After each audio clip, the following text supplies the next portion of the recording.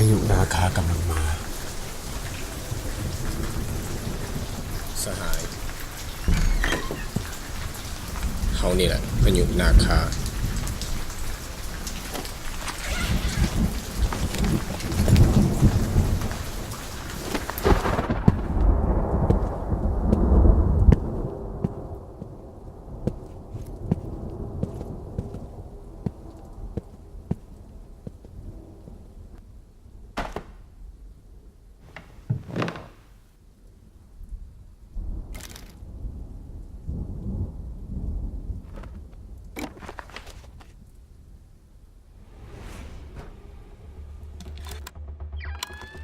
ตั้งแต่ปี 2014 มาหลังจากการลงสำรวจพื้นที่ที่เมืองวังเวียงมาเป็นเวลาหลายปีในที่สุด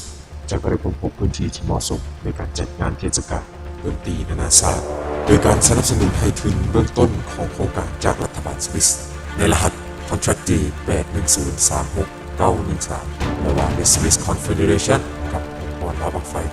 ในการจัดงานแต่ละปีจะให้คนลาวหลายหมื่นคนมารวมตัวกันจะให้รัฐบาลเชื่อมั่นและจะนี้ถือมองหักจากกระทรวงแถลงข่าววัฒนธรรมและท่องเที่ยว AJ ปีนี้ภารกิจของเจ้าแม่นวังเวียงมิวสิกเฟสติวัลที่หลายคนสงสัยว่าจะจัดบ่จัดที่ไสเพราะคนเป็นแฟนจะต้องการฮู้ด่วนทางเขาจะส่งข้อมูลภารกิจให้ทันทีข้อความนี้จะทำลายตัวเองภายใน3 2 1